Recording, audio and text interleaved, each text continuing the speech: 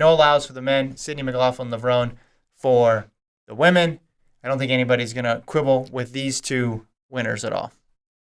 Yeah, no one's going to quibble, but, I might quibble a bit because I did say I thought Grant Fisher deserved to win Men's Athlete of the Year. Your Fisher campaign did not go well. It did not. Fisher, though, he broke a lot of records, American records. He did. Yeah.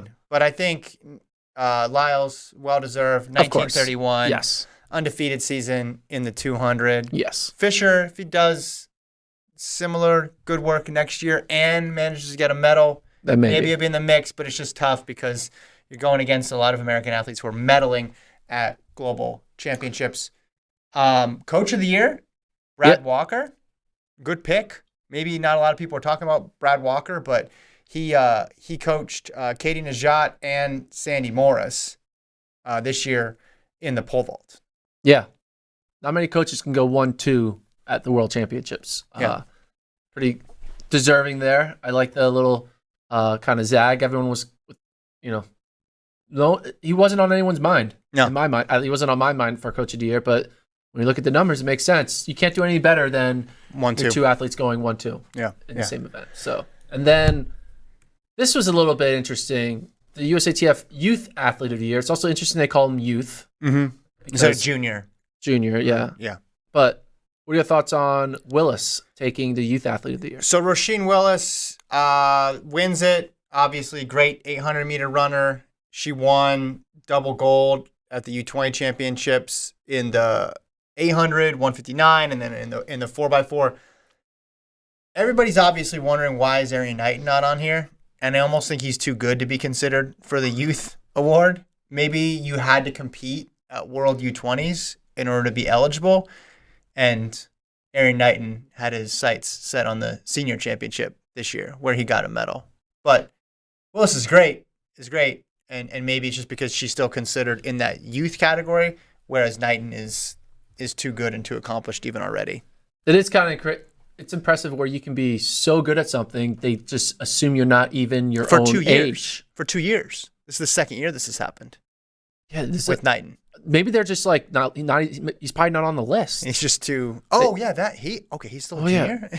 They didn't know to look at the senior list. Yeah, and they're like, oh, we forgot. Yeah, but I think with Willis, right? You're getting someone who's run 159, someone who won double gold at World U20s. I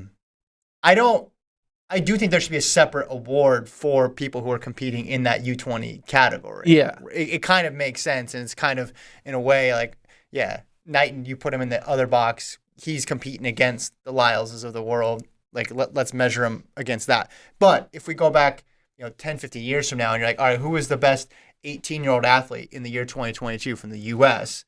The answer is Arian Knighton, obviously. Yes. Look at what he did. In the same way, he was the best 17-year-old athlete last year. And then there was the Masters long distance running track and field athletes of the year, which everyone knows is going to Hitchings and who? Jenny Hitchings and Myler.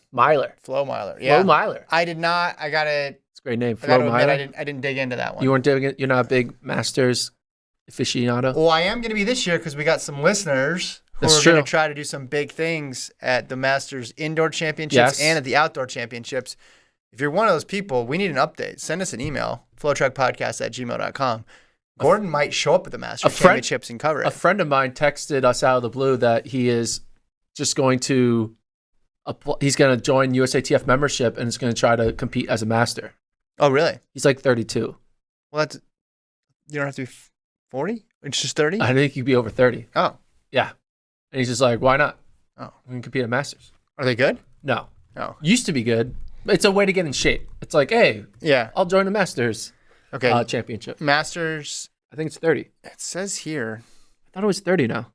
I thought there's like the Youth Masters. Is there Youth Masters now? I think there is. The Youth Masters. At least 40. Maybe this. Oh, no? It might be for specific events. Yeah. Whatever. Yeah. Well, I just hope they get there. Well, hold on. USATF Masters adds 25 to 29 age group. There you go. So he's probably pre-masters. Pre-masters. That's what it's called. Pre-masters. That's a little embarrassing. 26 years old and you're running in a Yeah, Masters. come Like, on, man. what are we doing? Yeah, like. I mean, we should do it. We Well, should. everybody does the I'm old and washed up thing. I'm guilty of it too. Yeah. I've been saying that since I was like 23. But hearing when you- 26-year-olds say that, Yeah, when you get to be actually kind of old and your body actually starts to break down, you want to tell those people, no, don't preemptively act old. Enjoy your youth. Just because you have like a sore back once every 2 weeks does not make you old. Just because you don't want to go out and party every night of the week doesn't make you old. You're still really young. Competing, like you can't be 25 and competing in Masters. You just can't. well, Guys, you I can could be though. in the Masters. Colt's a master now. But we're also old enough to be Colt's parents, aren't we?